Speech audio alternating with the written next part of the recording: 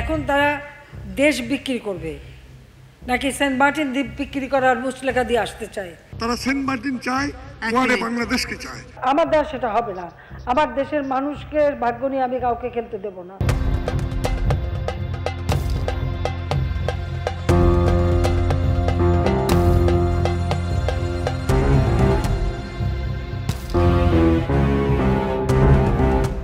নির্বাচন সামনে রেখে আলোচনায় দেশের একমাত্র প্রবাল দ্বীপ সেন্ট মার্টিন। ভূরাজনৈতিকভাবে গুরুত্বপূর্ণ দ্বীপটিকে ঘিরে রাজনৈতিক উত্তেজনাও চরমে। বিরোধী দল এই সেন্ট মার্টিনকে বিদেশিদের কাছে লিজ দিয়ে ক্ষমতায় আসতে পারে বলে শঙ্কা প্রকাশ করেছেন প্রধানমন্ত্রী শেখ হাসিনা। ২১ জুন সংবাদ সম্মেলনে বলেন, সেন্ট মার্টিন বিক্রি করে বা লিজ দিয়ে তিনি ক্ষমতায় থাকতে চান না। দেশের সম্পদ বিক্রি করে ক্ষমতায় থাকার কোনো ইচ্ছে নেই তার। 2001-এ বিএনপি গ্যাস বিক্রি করার মুচলেখা দিয়েই ক্ষমতায় এসেছিল। তাহলে এখন তারা দেশ বিক্রি করবে নাকি সেন্ট মার্টিন দ্বীপ বিক্রি করার মুচলেখা দিয়ে আসতে চায়? আমি তো এটুকু বলতে পারি যে আমি জাতিপিতা বঙ্গবন্ধু শেখ মুজিবের কন্যা। আমার হাত থেকে এই দেশের কোনো সম্পদ কারো কাছে বিক্রি করে আমি ক্ষমতা আসতে চাই না।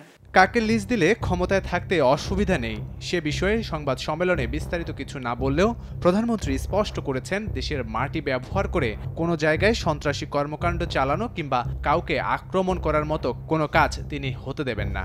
তিনি শান্তিতে বিশ্বাস করেন, শান্তিপূর্ণ সহযোগিতায় বিশ্বাস করেন। হুঁশিয়ারি দিয়ে বলেন, দেশের মানুষের ভাগ্য নিয়ে কাউকে তিনি খেলতে দেবেন না।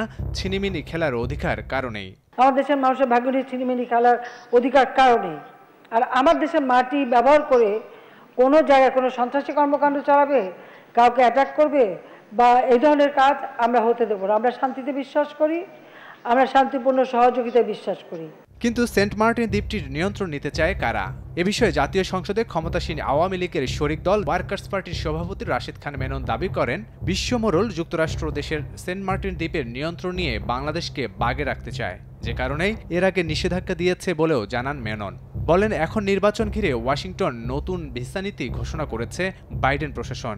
এটা তাদের সরকার উৎখাতের একটা কৌশল বলেও মনে করেন তিনি। বেশ কিছু সময় আগে মার্কিন যুক্তরাষ্ট্র বাংলাদেশকে তারা বাগে রাখতে স্যাংশন দিয়েছে। এখন নির্বাচন উপলক্ষে তারা ভিসা নীতি ঘোষণা করেছে। এটা কেবল দুরভিসন্ধিমূলক নয়, তাদের রেজিম চেঞ্জের কৌশলের অংশ। তারা সেন্ট মার্টিন চায়, ওয়ারে বাংলাদেশকে চায়।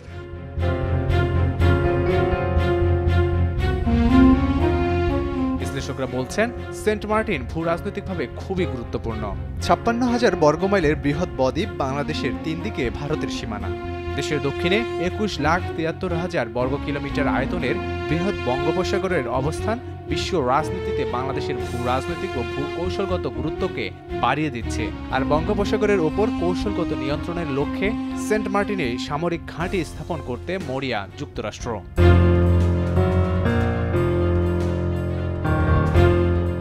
বিশ্ব রাজনীতির অন্যতম শক্তি চীন ও আঞ্চলিক শক্তি ভারতের সঙ্গে বাংলাদেশের ভৌগোলিক অবস্থান দক্ষিণ এশিয়া সহ এ অঞ্চলে এ দুই দেশের প্রতিদ্বন্দ্বিতা বাংলাদেশ নিয়ে নতুন মাত্রা যুক্ত করেছে।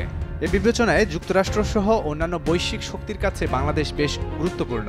ক্ষমতার হাত বদল এবং রাজনৈতিক অস্থিরতা সত্ত্বেও গত কয়েক দশকে বাংলাদেশ অর্থনৈতিক ও সামাজিক ক্ষেত্রে যে অগ্রগতি হয়েছে তাও আন্তর্জাতিক মহলে নজর কেড়েছে। ফলে বাংলাদেশের বঙ্গোপসাগরের পূর্ব দিকের সঙ্গে পশ্চিম প্রান্তের দেশগুলোর সমুদ্রপথে সংযোগের অন্যতম যোগাযোগ মাধ্যম হতে পারে এটি।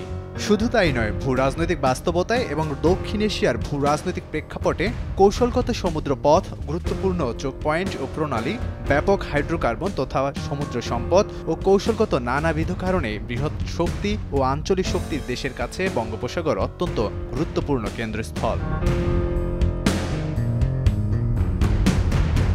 যুক্তরাষ্ট্রের এক পাশে আটলান্টিক ও অন্য পাশে প্রশান্ত মহাসাগরের মতো বিশাল জলরাশির অবস্থান ভূরাজনৈতিক বাস্তবতায় তাকে পৃথিবীর সবচেয়ে ক্ষমতাধর রাষ্ট্রে পরিণত করেছে। একবিংশ শতকের রাজনীতিতে তেমনি দক্ষিণ চীন সাগর কেন্দ্র করে চীন পরাশক্তি হিসেবে উত্থান নিশ্চিত করতে চাইছে। আর যদি বাংলাদেশের ভূখণ্ডে বঙ্গোপসাগর ব্যবহার করা যায় তাহলে গুরুত্ব বাড়বে ভারত প্রশান্ত মহাসাগর অঞ্চলে।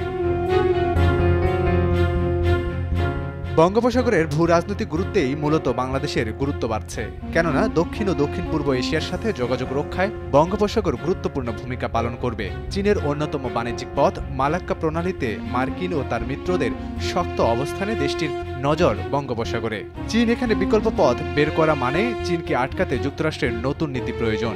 ভারত মহাসাগর প্রশান্ত মহাসাগরের সাথে বঙ্গোপসাগরের সংযোগ। চীনের সাথে বাংলাদেশের সীমানা না থাকলেও চীনের খুব কাছাকাছি বাংলাদেশ। এখানে মার্কিন উপস্থিতি মানেই চীনের জন্য বাধা। অন্যদিকে ভারতের সাম্প্রতিক পররাষ্ট্র নীতি নিয়েও উদ্বিগ্ন মার্কিন প্রশাসন। চীনের বেল্ট রোড অ্যান্ড ইনিশিয়েটিভ পরিকল্পনার অংশ বাংলাদেশ।